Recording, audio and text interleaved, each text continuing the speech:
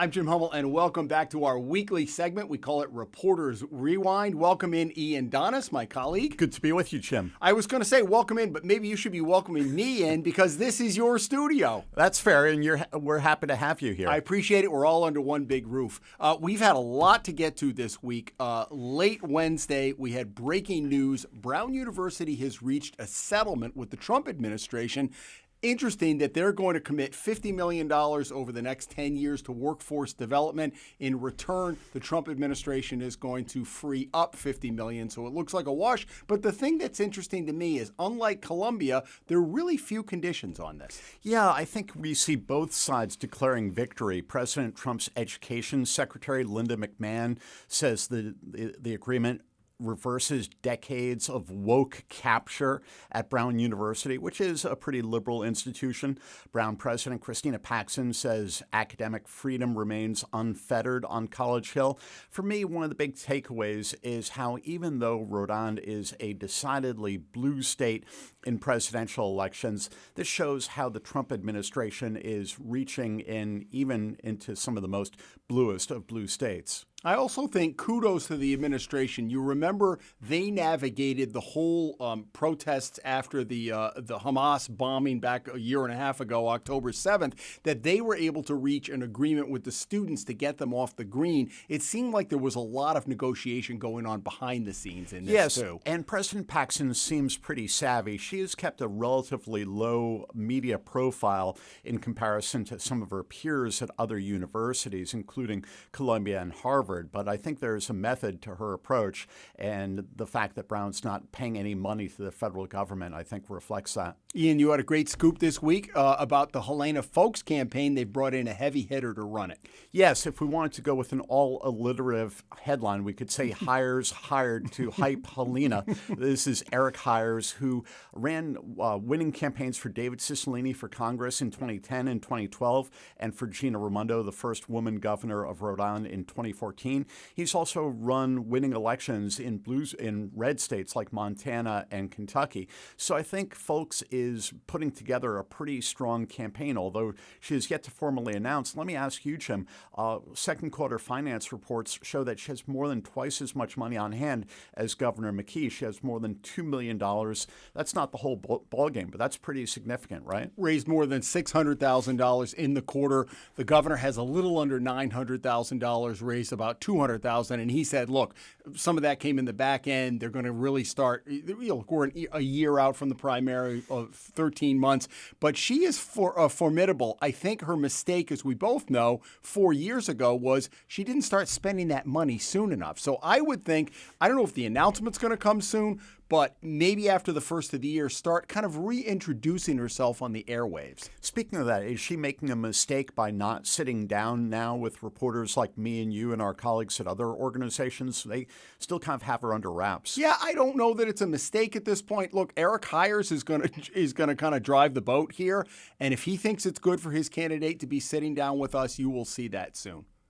Sure. Well, also in the news this week is RIPTA. Advocates are calling for Governor McKee and other elected officials to make up a shortfall in funding. They say this will have a dire effect on the jobs and ability of people to get around Rhode Island. This is a long-running story, but it seems like the state has really yet to make a decision on whether RIPTA is a vital service that needs to be subsidized or something that should pay its own way. And the leadership, both Speaker Sicarci and Governor McKee, have made it clear they need to look at this efficiency study that's been waiting for a long time. The cuts, though, are pretty draconian. They're talking about probably 80-90% of their routes would have some type of effect because they're getting down to the bone now. And if they have to, they got extra money from the legislature through the 2 cents on the gas tax. But if they have to make up another $10 million, they don't seem inclined to raise the fares, which I know it's kind of a tough situation. You don't want to lose people because of the fare, but if you absolutely need to take the bus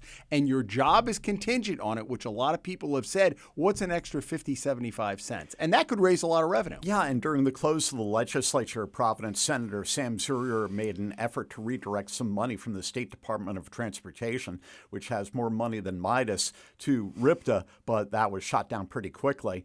In terms of the efficiency study, is this just reinventing the wheel? I mean, we know we love to study and restudy stuff in Rhode Island. Yeah, I don't think it's going to be some big, oh, we didn't really know this before, but they want to wait to have that come out in the fall. The CEO has impressed me. Chris Durand has been to a lot of these public meetings. He's listening, but again, he's kind of boxed in without the money, and it's crisis management here in Rhode Island. Often it's like, what are we going to do? And when the roots start getting cut, I think that's really when, and they say it's going to take effect September 15th, short of getting some money. Other cuts that were averted, the birthing center in Newport, Brown University Health, you had a great story on that here at the Public's Radio about that they've averted the crisis at least for a year. At least for a year is the big point there, because we know there's a serious healthcare crisis in Rhode Island. As Peter Nerona, the Attorney General, says at every opportunity, there's just a shortage of money due to how the reimbursement for public and private insurance is quite a bit less than in Connecticut and Massachusetts. And that's driving the possible consideration of closing an entity like the Newport Birthing Center. And until that's resolved, I think we're going to see the situation get worse. We know tens of thousands of people in Rhode Island are poised to lose some forms of health coverage due to President Trump's big, beautiful bill. So it seems like this is really going to get worse before it gets better, don't you think? Yeah, I do. But I also think you see a constituency down there talking about the direct effects this was going to have. And the fire departments, I think, made it very clear. If we have to take a rescue, if we can't go right to somebody's in labor and it's an emergency, and we have to go all the way to Providence, we talk about upstate off the island. But in this case, it would take a rescue out of commission for a very long time. And I think Brown realized at this juncture, let's find the money. It's a public relations crisis. But the larger situation about health care in this state, and that's what Peter Nerone has been looking at, I don't know what's going to happen because I think the major hospitals are in trouble. Well, shifting gears, there was a good news story in Rhode Island this week. A local nonprofit that makes a nutritious paste called Plumpy Nut was helped out by a local company. Tell us about that, Jim. Yeah, we all know Navin Salem's story. She's the CEO of Adesia, and they, starving children. What's an easier story than making nutritious packets of food that go peanut-based that go to kids in Africa? She's been down there many times. The Trump administration's cut of USAID means that it's sitting in warehouses and they couldn't get it to Africa.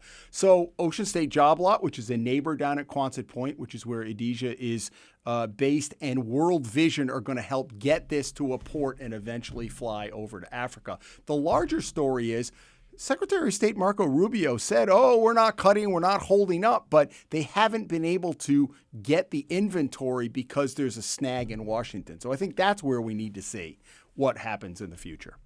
Final story this week, you had an interesting article on the League of Rhode Island Businesses. We're always looking to the next election cycle. This is a coalition that wants to basically put forward legislative candidates. Tell me more about it. Yeah, this struck me because for political geeks like us, we're focused largely on the developing race for governor, but there's a lot happening to try and change the face of the General Assembly next year. And Dave Levesque, who owns the Brewed Awakenings chain of coffee shops, he's on the conservative side. He favors President Trump, and he's helped to organize this business group. And they are talking about putting some serious money together to back what they call common sense legislative candidates. Of course, one person's common sense is another person's bad idea. And on the other side of the aisle, the Rhode Island Working Families Party, a progressive group, and Reclaim Rhode Island, another progressive group, are working together to try and elect more progressive candidates. So I think we're going to see some pretty interesting primaries and legislative elections next year. And we heard during the whole discussion about the assault weapons ban last spring that that's going to be a catalyst. The Republican Party basically says that's going to be our clarion call to recruit candidates on the Republican side. Yeah, this is something to watch because, of course, the 2A community is very organized. Whenever gun-related bills are debated at the State House, they turn out in force and make their views heard, but they have not emerged as an electoral force. A series of gun laws have been passed in recent years, and there's not been any blowback politically for the lawmakers who've supported that. So that's a question for Levesque's group, the League of Rhode Island Businesses, part of what they're about is supporting gun rights. So the question is whether that will help or hurt their efforts to promote or oppose certain candidates. Okay. Ian, thank you so much for joining me. Always a pleasure, Jim. Okay, and join us back here next time for Reporters Rewind.